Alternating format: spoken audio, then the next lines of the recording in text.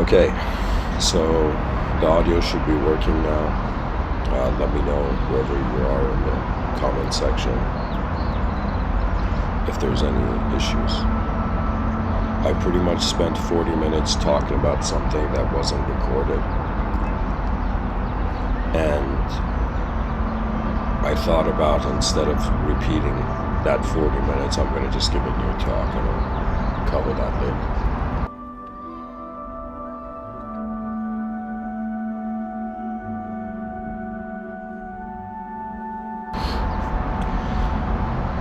Does the invisible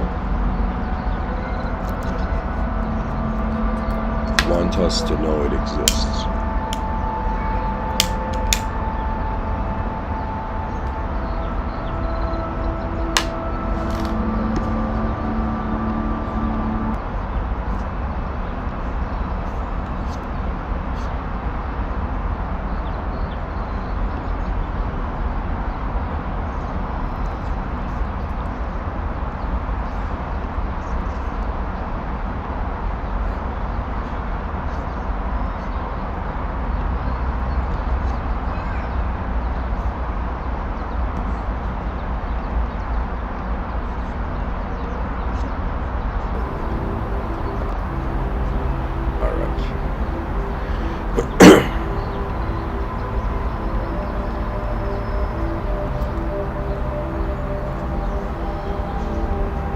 So to this idea, does the invisible want us to know it exists? When we look at humanity, like the human beings that are alive now, pretty much we compartmentalize it between, how did people live in the past, how are people living in the present, and how will people want to live in the future. When we look at the present, the world has, you can say, very beautifully, poetically, one can say, is secularized.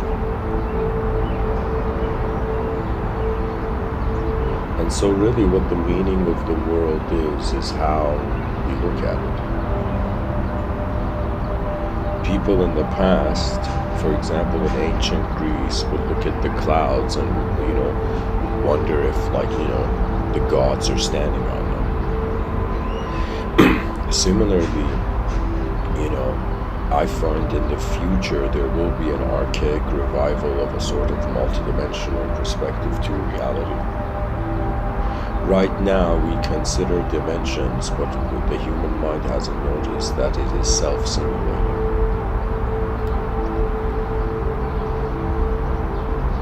It's very difficult to say that divinity is an invisible other or it is the visible self.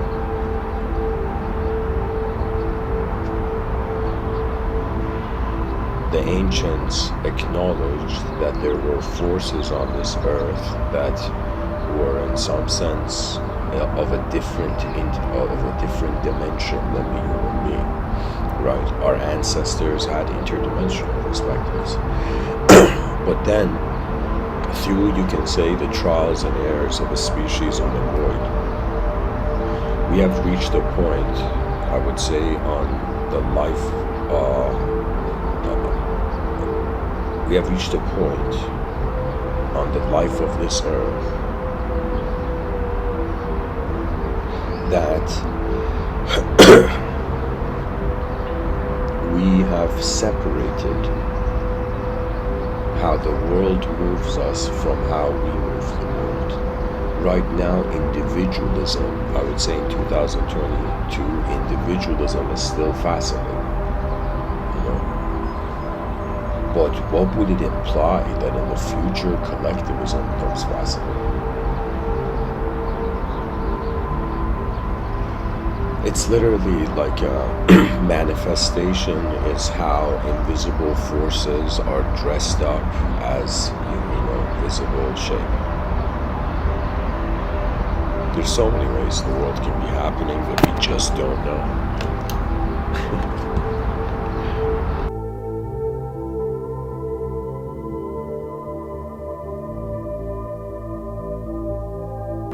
Visible shape.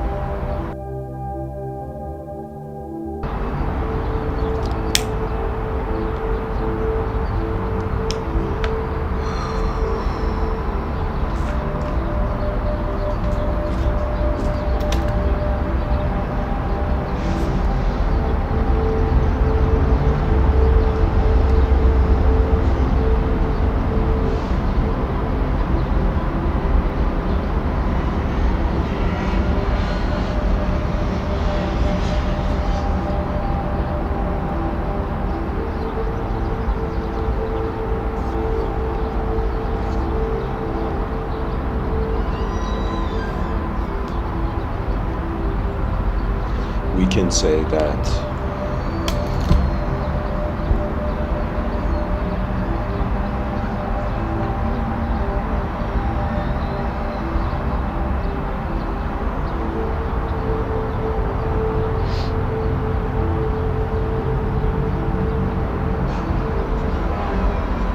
reality equals movement. We can say unknown movement. And I would say conscious reality equals known movement.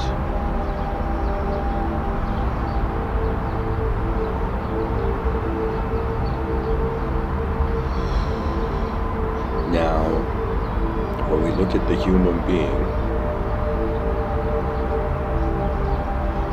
what suggests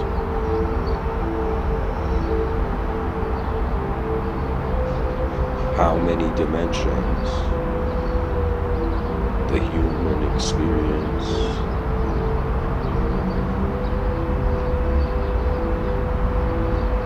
is existent?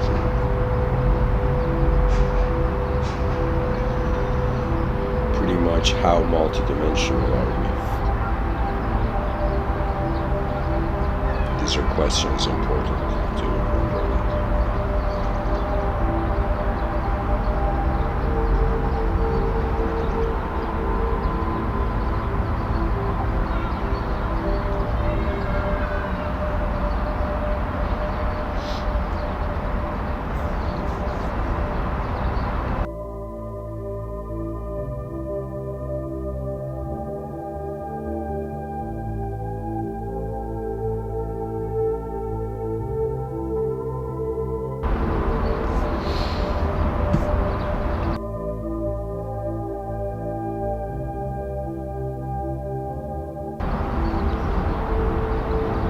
I would say based on the, let's say, there was this Japanese show called Shingeki no Kyojin, Attack on Titan, and there was this archetype of the founding Titan. It's as if what is the founding reality, you know? So in some sense, okay, here, let me show it this way. We have a human being, okay? And let's say this human being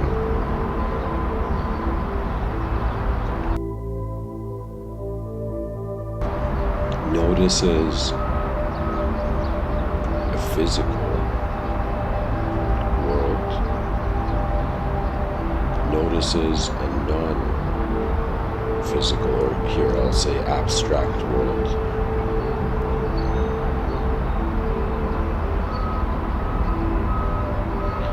Instantaneously, this is really the power of consciousness, right? That it can hold various perceptions at the same time and to acknowledge their being. Somebody explained it like this, that really what, let's say, a human being's wondering about, what is this thinking that people speak of as thinking, like, you know, the agenda of a thin kid. And what thinking is really the engagement of intelligence with a world. That means before we're thinkers, we're an awareness, we're a space of attention. And this space of attention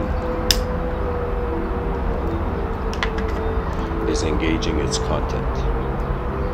We are, as much as we are expressions in the world, we are receptions in the world. Now, somebody in explaining what is going on in the world, it's as if because the human mind has a dualistic classification of reality and the unreal, so we start with like real events, and then really what contemplation, or let's say what happens is that the brain keeps adding dimensions to the real event. Right, so imagine right now everybody is starting off, every child that is born is in like reality, right? And the reality children are in, and there's a huge mystical clue to it that it's in some sense silent witnessing. That means children are living in a state where consciousness is not persona-based yet, you know. So when a human being wonders about reality, let's say we all acknowledge that when we wake up in the morning before we have an opinion on anything, right? It's as if we're all in the original Earth. Now, as people go live out throughout the day, in some sense, like the sequence of actions, each bring forth with itself their own impressions. So what I'm trying to tell you is that the game of knowledge is what is real and then what is an abstract extension. That means still our species is in this mindset where it's either true or not, and this is, I think, bizarre. Just the concept of truth and falsehood in a world where there's so, like, it's like instead of bringing morality into it, cultural morality, we could just be like, all right, we're unknown beings in an unknown world, and in our conscious waking state, and maybe in our dream states, we in some sense engage reality and we become a character in the game, you know. But this is very important in any sort of analysis. We're wondering about what we're seeing, and either we are in some sense reverse engineering to its let's say real to the real event from abstract events, or we are engineering from, you know, the real events to the abstract. It's like there's so many variations of it. The inner realms and outer realms are actually very playful. Like if somebody asks me, Mr. Within, what is the most advanced state of consciousness, human consciousness you've seen, I like don't think my answer is gonna, like, my answer is not gonna be like some yogi sitting in a cave. My answer would be in some sense those who are playful innately. There's something, I don't know why I have this feeling, but I feel the saviors of mankind in any tragedy, like, you know, it's like it's like the playful are in some sense are in the most blessed position. I don't know why. There's something about this world where it's like the purpose of it is not to take it too seriously, and at the same time it's not to like not care about it, right? It's as if like there needs to be a proper balance. And when we wonder about human intelligence, if somebody tells me like I'll say it this way: the smartest state of mind and the freest state of mind is rendered as playfulness. Why? Because you can only play when you trust in the moment. Anybody who has some level of distrust, right? Even if we look at the psychology of like shyness is another way of saying somebody doesn't trust the outer ones, you know.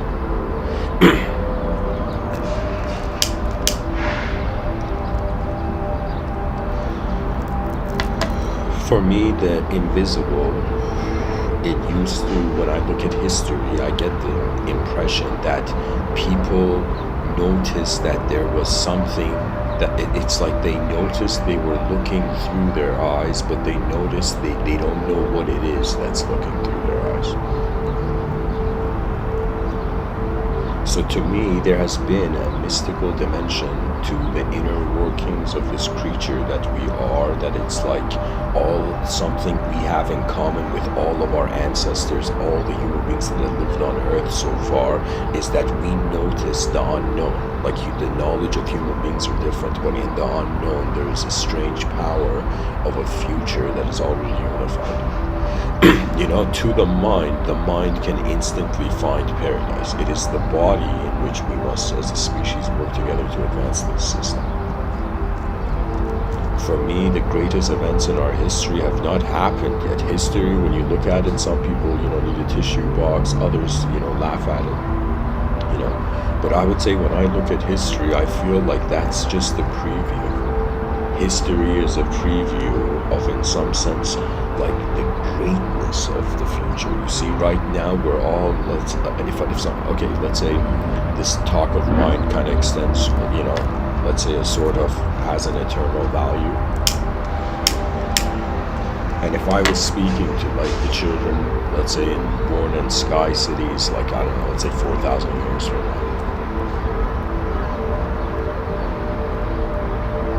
or let's say 600 years from now, just to add some style, 601 years from now, the first child, is going to be born on a sky city.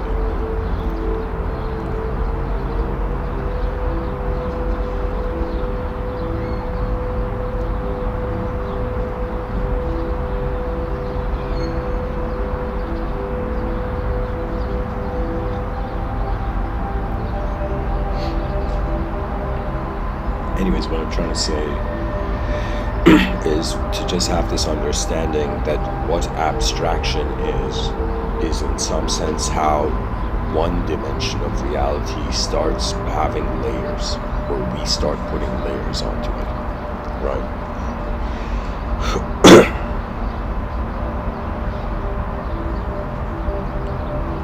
It's like reality is on some level like abstraction, a strange combination of abstraction that fits out. Like, I don't know how to say. Anyways, this whole point of me explaining all of this is to say, okay, so we know that there's an invisible component to our intelligence, and there's a visible component, right?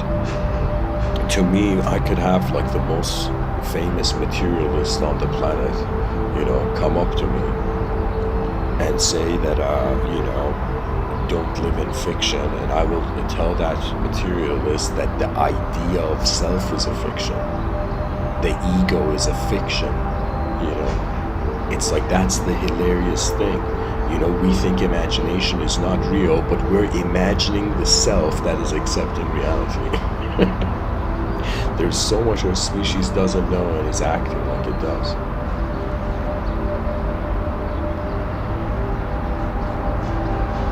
Now I'll introduce this idea of invisible contacting the visible.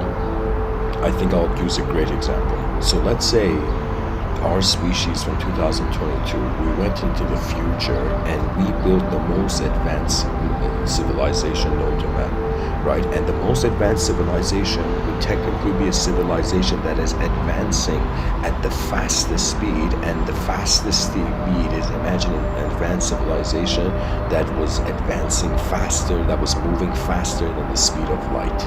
Like that advanced civilization would become invisible, right? It's like we're in one room of the cosmos, and we can't expect like all rooms of a house to be like one room of a house.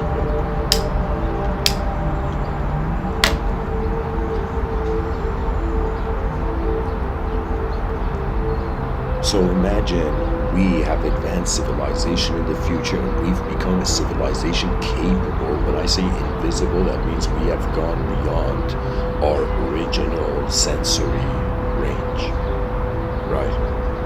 And so something moving faster than the speed of light is as if light cannot catch it, cannot touch it.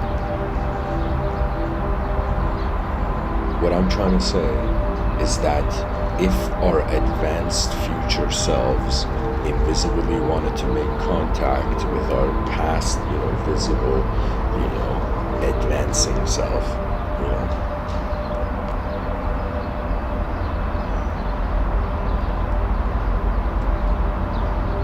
it's like we have developing countries and developed countries, right? And so let's say we have advanced people and advancing people. People who are, in the process of advancement, and those that know the advancement.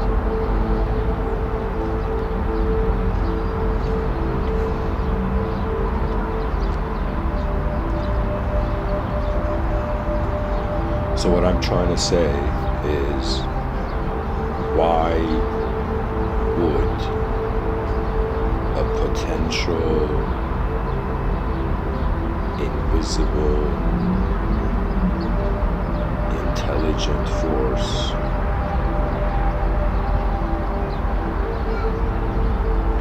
want the visible to acknowledge it? This is really the question we come to for this episode. And I I think the reason is that any sort of spiritual, like I'm just talking to people who consider that there's anybody who has some sort of interdimensional psychology with, intelligence in other dimensions or whatever. I mean, technically we all have relationships with other dimensions, I would say for the secular mind, geometry is true spirituality. The spirituality of the secular is geometric. Because a shape doesn't need to connect to any story.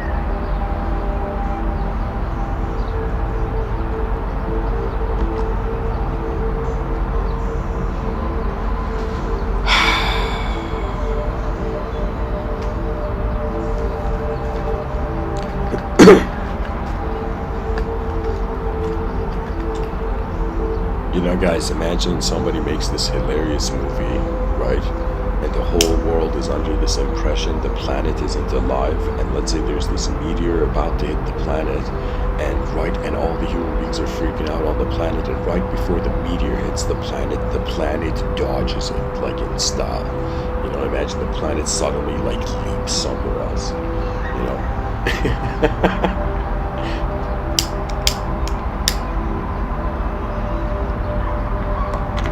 And everybody would be like, no way, the planet, saved us.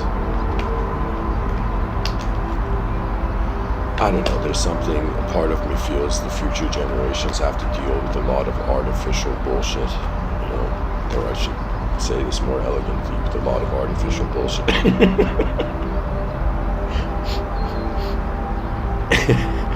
What I mean by this is that really life used to be an unconscious singular reality, and now it has become, a multiplicity of possibility of life.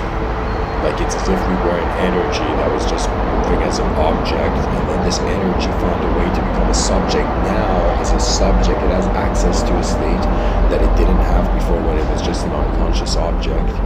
And so it's as if what comes with a conscious subject is mystery.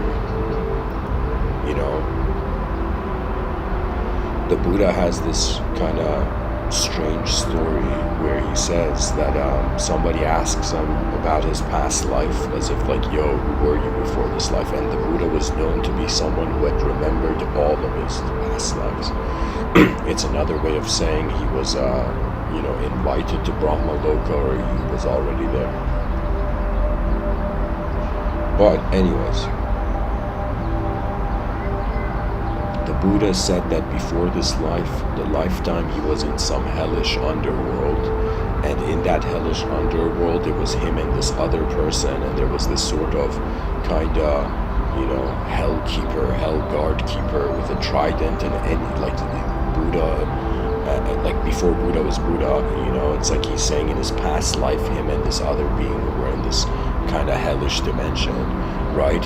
Like something strange happens that there was like some sort of hellish guard, and this hellish guard was hitting the other person, and Buddha just looks at the hellish guard and tells him, why are you hitting this person? Like, why are you hitting without reason, right? And the moment he says that, he suddenly wakes, reincarnates as a human being. That means he completes that simulation of like the cosmic psyche.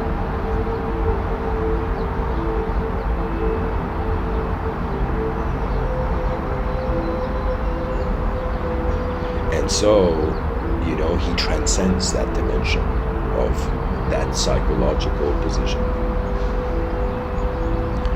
Right now, if we were to wonder,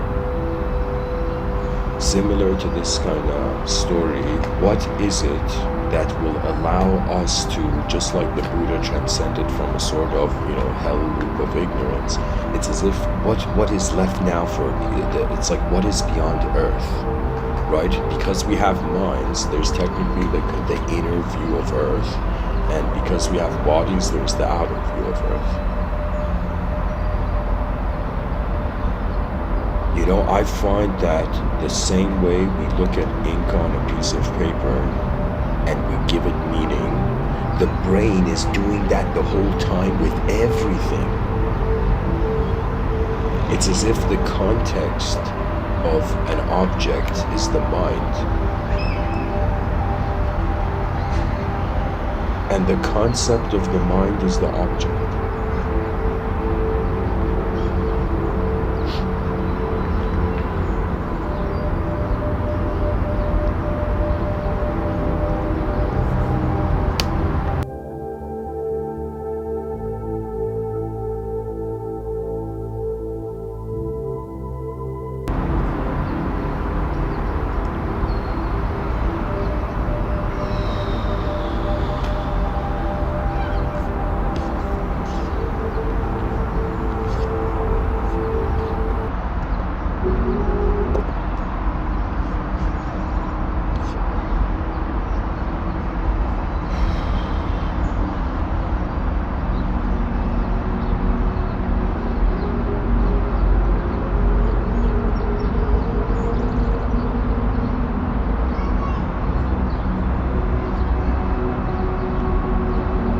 The invisible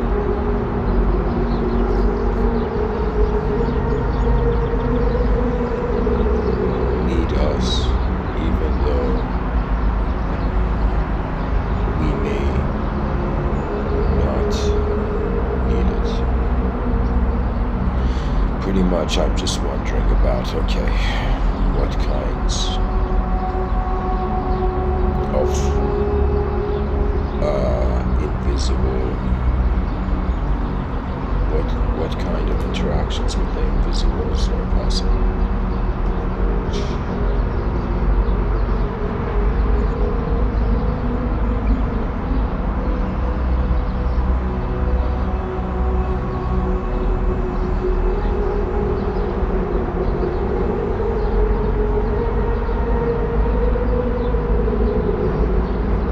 The mind is honestly acting as a third dimension, as a third sight.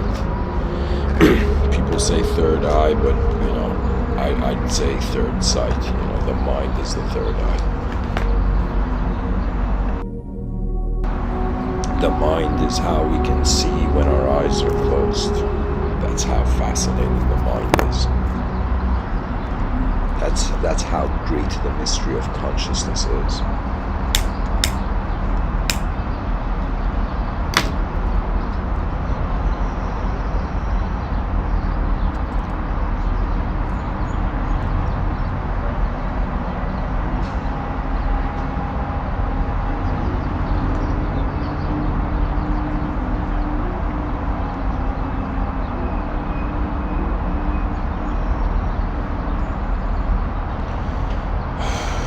I would say, if I was to make a list of invisible possible interactions,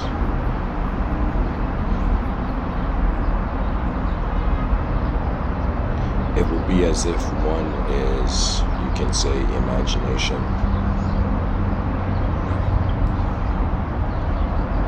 Another is dreams. It could be the concept of, let's say, invisible aliens. It could be the concept of invisible time travelers.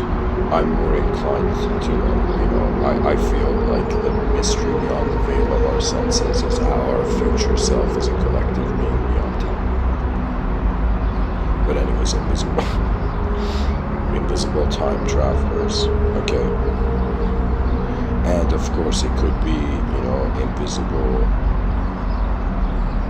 angels and demons. This is a, poetic interpretation of chaos and order.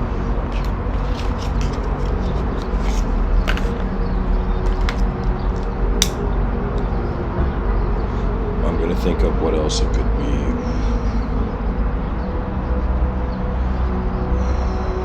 Okay, let me put in angels and demons context, and I'll put this also an invisible sort of gods and, let's say, titans kind of analogy.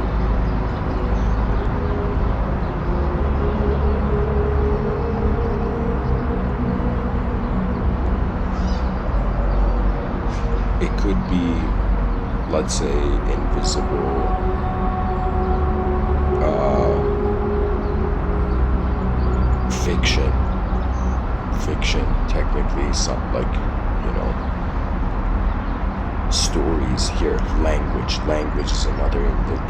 interaction with the invisible language, but it technically falls under imagination.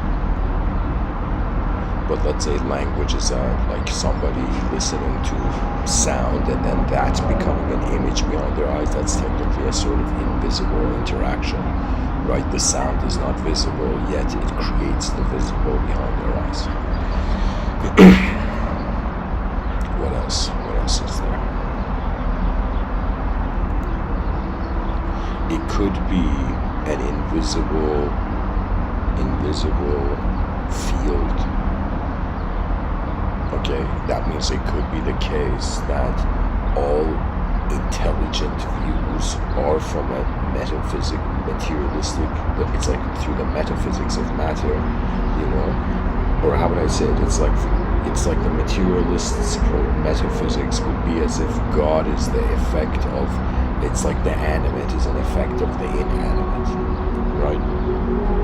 But now the inanimate can be seen as the fractal position. It's like the top of the view, right? It could be that, like, a bizarreness of this would be as if, like, imagine there's a planet where there's creatures, let's say in a parallel universe of Earth, there's an Earth, and on this Earth there is no greenery, no trees, nothing. It's just these giant, let's say, orbs of light that are just hovering on the surface of this kind of, like, no lifeless rock, and inside the spheres there's like simulations of reality and worlds. So they would technically be how, like, God is a geometrical pattern, you know. That would be the secular transcendence, you know. Excuse me, that would be the transcendentalism for the secular mind, you know.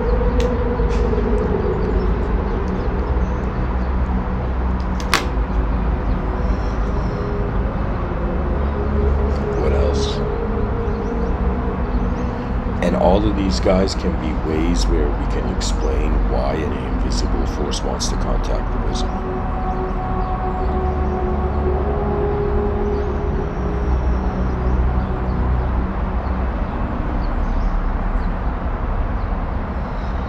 We could say another invisible would be like the planet.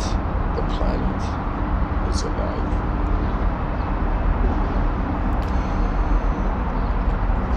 Or, this was my favorite type of invisible, the invisibly unknown. That means that the unknown is such a powerful idea that if, like, you know, imagine extraterrestrials land on Earth, right? And we talk to these extraterrestrials in the future. Imagine the leaders of humanity talk to these extraterrestrials, and then we're like, what do we have in common? Right? Imagine the extraterrestrials are completely different creatures than us. Right? We would, in some sense, not creatures with different psychologies than us. Right? And so, imagine we realize that, like, let's say we ask the aliens what is truth, and the aliens are like, like they say something's truth, you know. You know, they say the truth, and then we'd be like, no man, the truth is unknown, right? That means it's like, where is the edge of our knowledge, and what does it imply when we can see beyond the edge of our knowledge? Beyond the edge of the conscious boundary of how the senses, you know, outline it, and the personality's expression.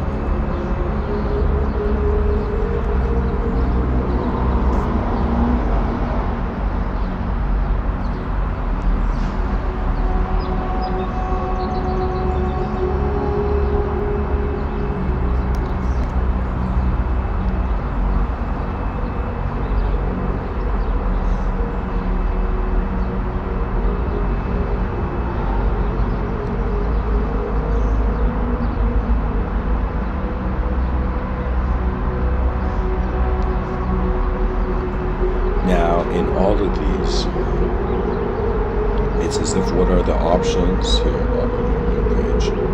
The invisible literally can be turned into a story. It can be turned into a character. It can turn to be a quality, which is another way of saying it could be the setting of the world.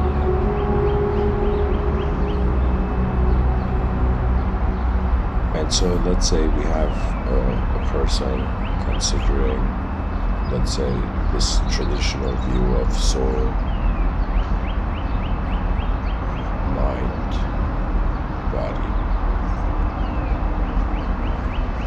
And now let's say there we have a person who, instead of using these terms, it would pretty much come to the inconceivable, something our minds can't even touch.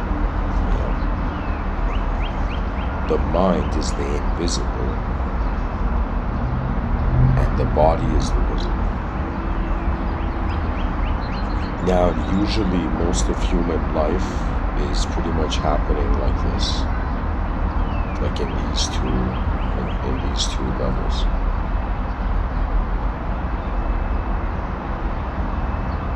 The inconceivable would be something where it would be like this. For example, or here, I gotta draw it different.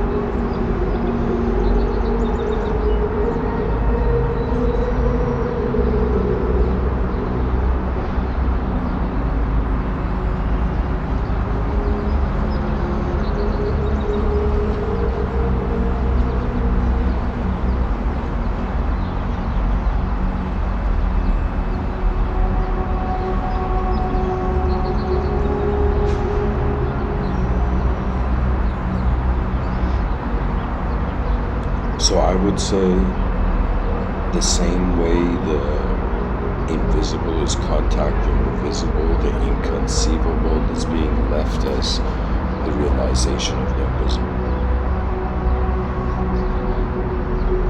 Pretty much invisible, visible means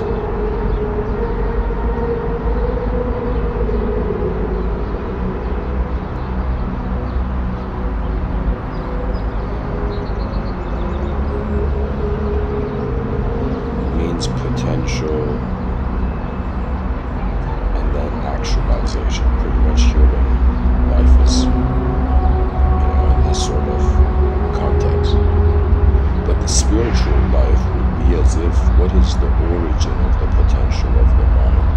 And so it reaches a point where you can't know it as an idea.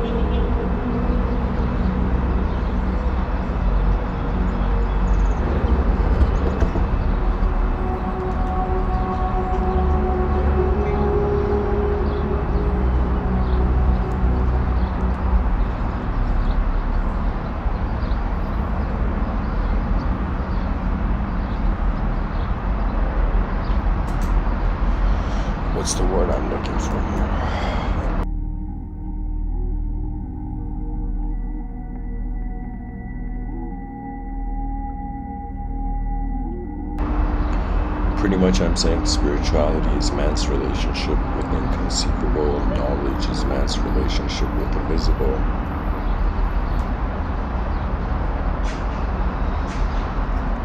And let's say embodiment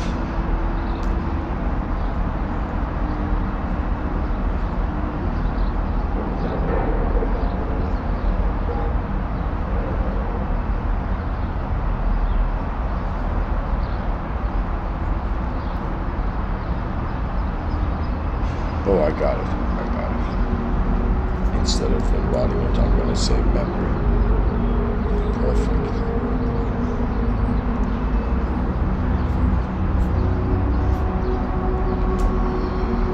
So I feel every human being needs to realize that all three of these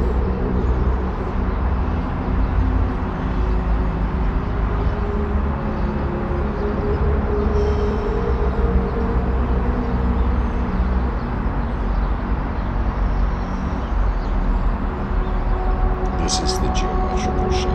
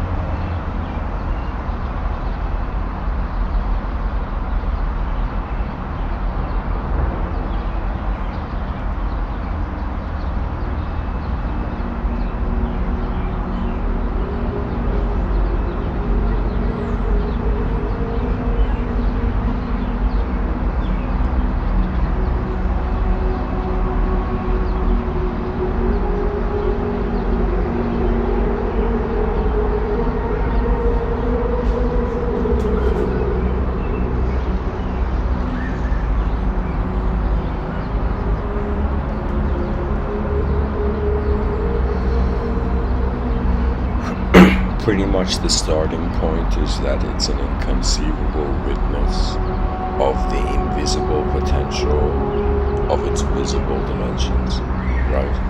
Like, how else can I say this? It's like I'm an object right now, and this object is moving, and what it moves through is the subject, but what is doing the moving is actually, this is the bizarre thing where it's like the origin of consciousness is attributeless, which is another way of saying you can't understand the inconceivable. It's like we can only know it's here.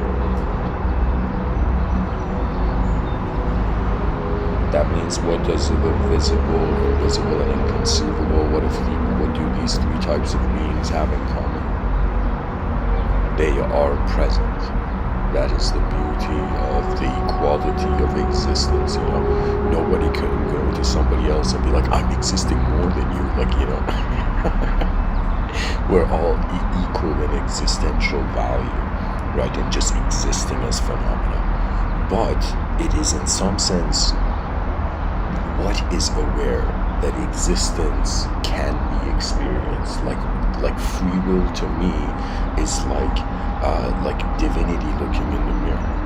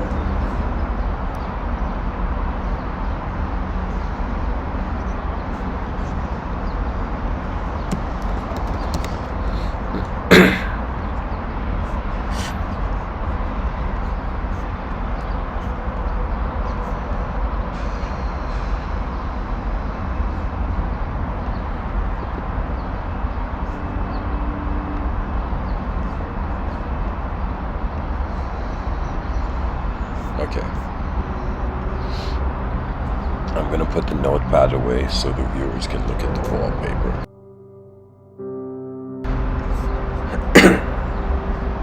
And honestly, like, you know, when a person realizes how much of life is duality, pretty much you wonder about what is there more than a chaotic ending and an ordered beginning. And so really the mind has to wonder about its presence beyond its personality, and the realization of this is really that your presence is unknown and your personality is known. And because knowledge is being attributed to a particular shape in the changing world, it's like knowledge is fascinated by the shape of the world. And the mystics who became lovers of the unknown realized that there could be something more than their mind, right? And man cannot, this is why I think religion, you know, opens up a very unique perspective, right? Where it's as if religion is a relationship with an inconceivable creator. What does that mean? That means their conception is the shadow of the inconceivably present. And when a person realizes their inconceivable presence, it's like realizing everything was divine. Every moment of this world has not just been an objective event in history, but it has been as hidden subjective worlds of meaning. You know, it's like when you read what do you call it? Like, I've read so many quotes from people back in the day that I have just realized that it's as if everybody, you know, has a hidden universe beyond their eyes. This is what is going to drive the advanced civilization, where the genius, you can say commanders of humanity in the future, the advanced communicators, they will be people who will be like, okay, what is the ultimate win-win scenario, and what's the fastest, efficient, and the most advanced archetype will be capable of getting in there. You know, I saw this picture on Facebook, guys, in my inner realms. I was about to cry, like it was so magnificent. You know, there was this farmer, oh, sorry, not this farmer. There was this two people in China, two villagers.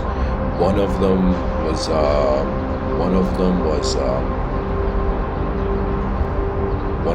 blind, right, and had hands, and the other didn't, in some sense, I think, have hands but was not blind.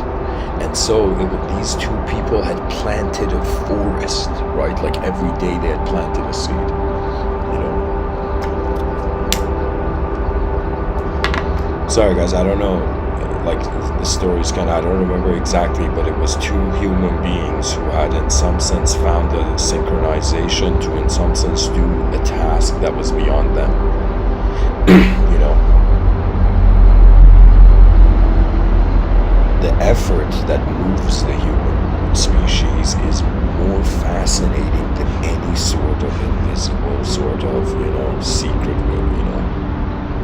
There's Like, I mean, invisible secrets are cool, you know? It's like the person looks at the world and it's like, oh my god, I'm like a candle in a giant dark world. It's like, what can human beings know? Like,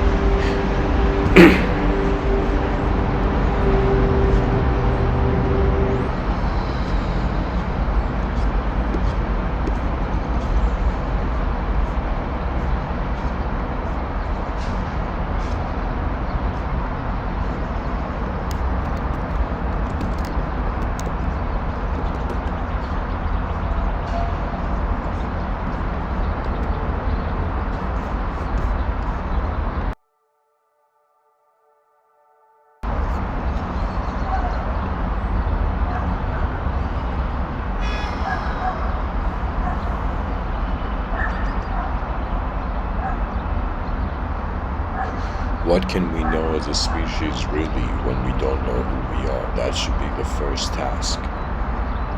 You know, in my mind, I have realized that a person fights until they no longer need to. The efforts come and go, and it's as if Lao Tzu, you know, was so ahead of his time. Pretty much everybody who realized that the meaning of life is how in the greatest advancement we find the peace to enjoy all the dimensions.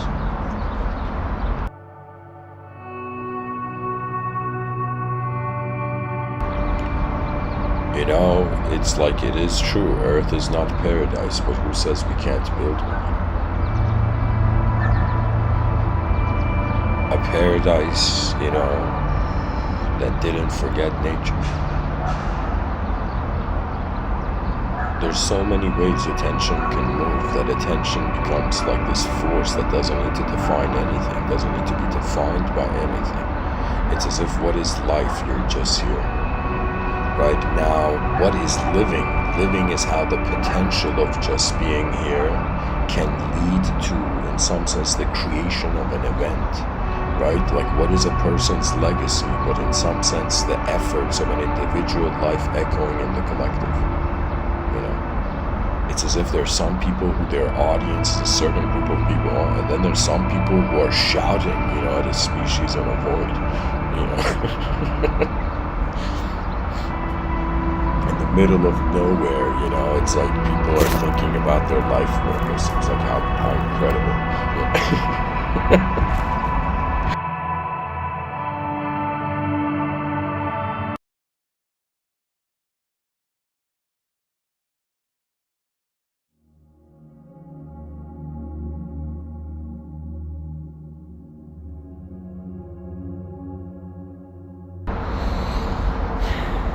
I think the greatest approach we can have to the idea of the multidimensional and the interdimensional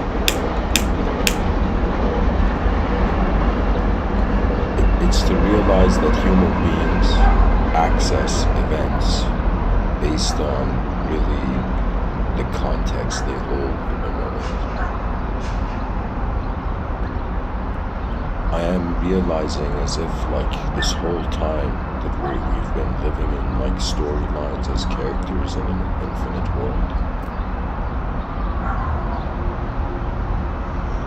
It's as if we have been functioning, we have been living through the space where our life has been happening, you know?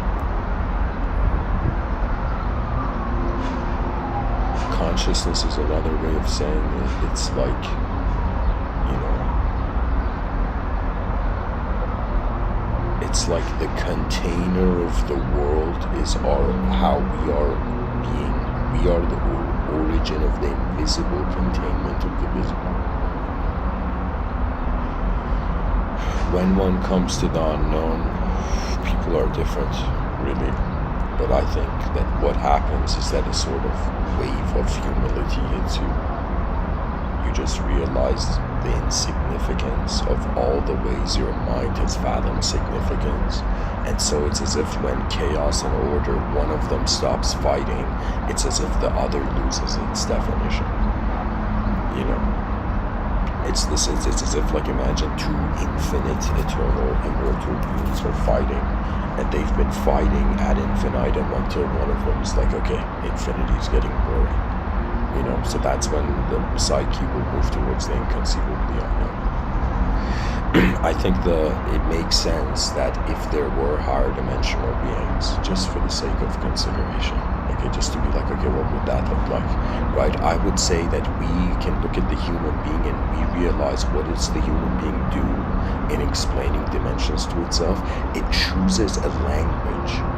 So we create language. Language is like a mini version of the world that is acting as the whole world, right? And we use that mini version to wonder about like the greater version of the world, right? So I'm saying that it would make sense that if we are a creature of communication, the higher dimensions, whether invisible, visible, whatever, right? But if they are, let's say, invisible actually, right?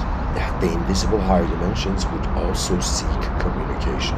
And what is the way? It's as if when you learn a language, you can suddenly, like, understand, a world, right? So similarly, it's as if, I would say, any sort of interaction with some sort of invisible other, from philosophical perspectives or otherwise, right?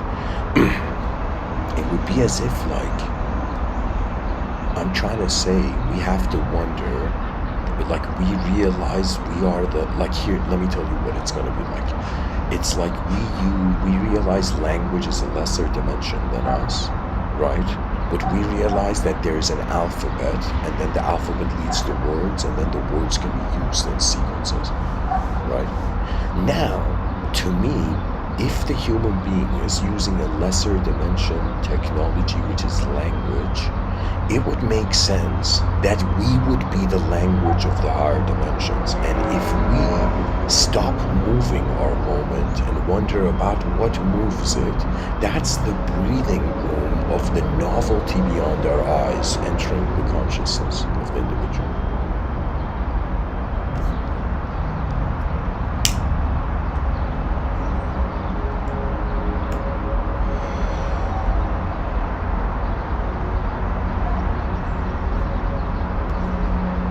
I have this prediction that the concept of fear is not going to exist 400 years from now. Nobody is going to have that concept anymore.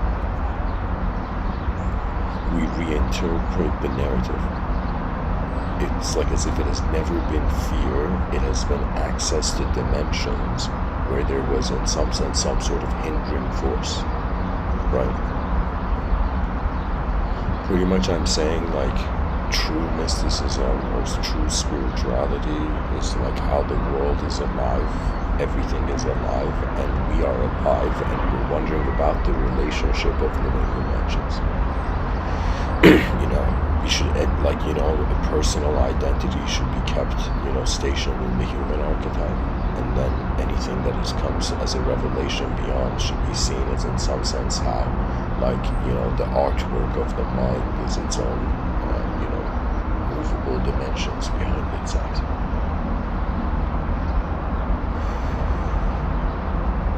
Pretty much we honor all the dimensions, and then there you go. The context of the advanced civilization is set.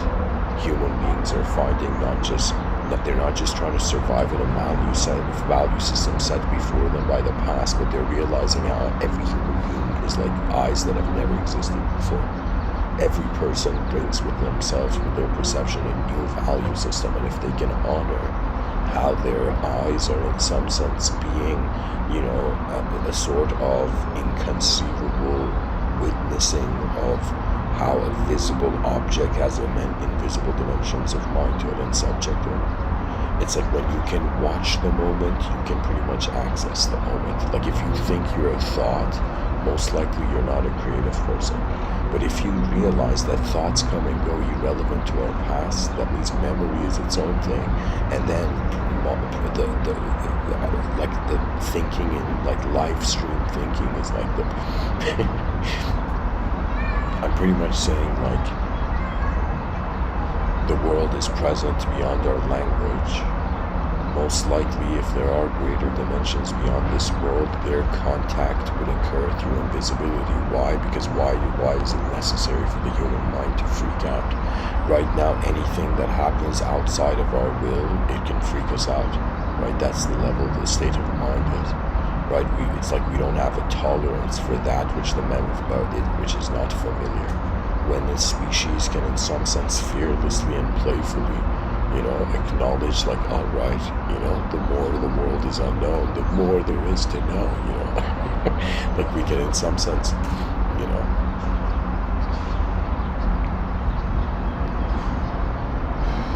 playfulness is also the result of the complete freedom.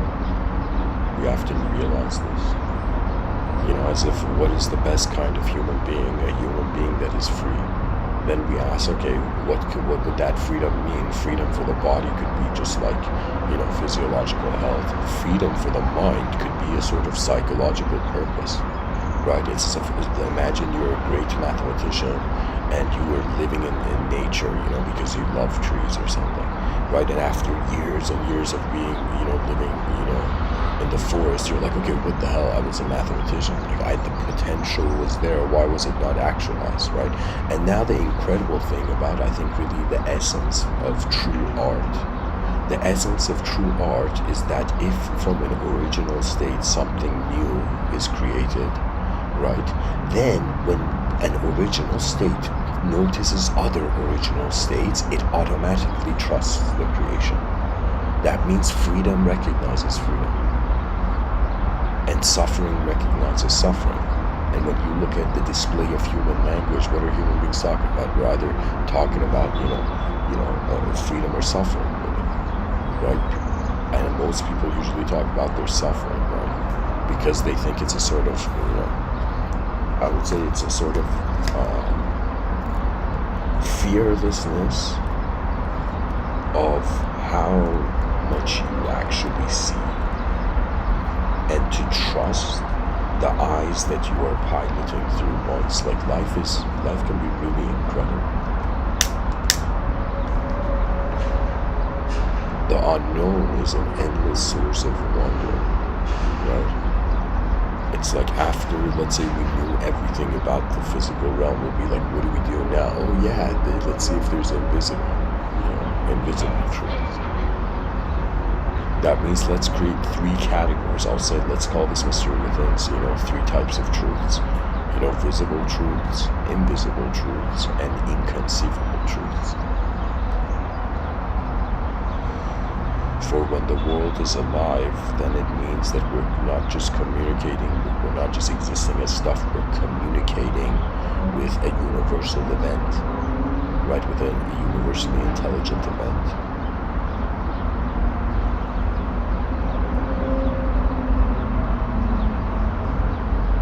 When a person realizes their own unknown manifestation as a known entity, is like literally what they need to study to, in some sense, attain the ultimate.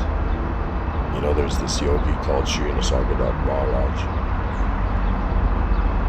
And Nisargadatta Maharaj says,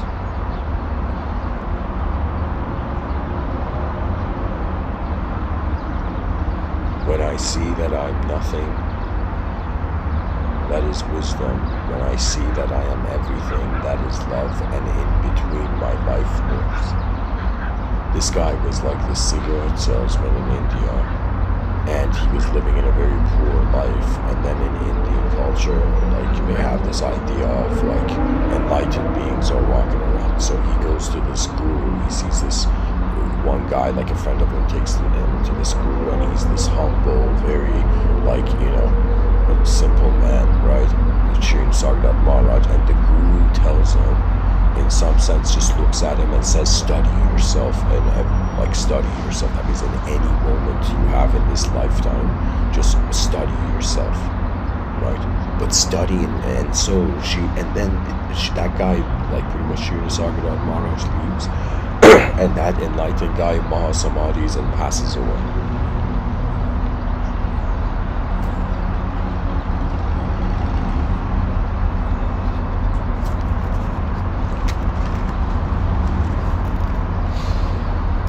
then Sri Nisargadatta Maharaj goes on this journey of wondering, okay, a great question has arrived. What is this self that I am? And he realizes its true nature, and he goes from being a simple cigarette salesman to someone where people from the West, like imagine you're nobody, right? And you just attain this insight, and you're living in this village in India, and suddenly everybody from around the world is going to see you, right? Like there's videos of this, and Sri Nisargadatta Maharaj, truly, he is one of the most, like the honesty of the mystic is like a world of honor of its own.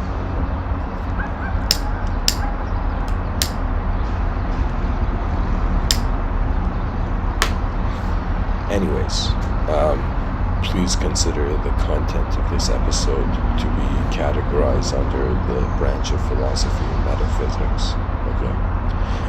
Really, everything is, there's the potential of reality, which is our mind's vision of the world. And then there's the actual reality, which is how our body's being in the world. And there is the presence of the whole moment. That means something maybe wasn't told but could have been, is really that this whole time we have been our whole moment of being, rather than just the body that's in it, and rather than in some sense the ego, which is in the invisible room of the mind, which is overlaid on the body. Pretty much we get a species fascinated, like a species stops fearing the unknown, then gets fascinated into discovering its potential, and the moment it discovers its potential through the most greatest playful, let's say, celebration force it just achieved. It's as if there's efficiency, there's an efficient way where civilization will advance, and there's an inefficient way, and the efficient way would be inner freedom and outer playfulness, and then that becomes a sort of, from the most playful, simple states of living, where human beings will be capable of the most advanced, complex perceptions.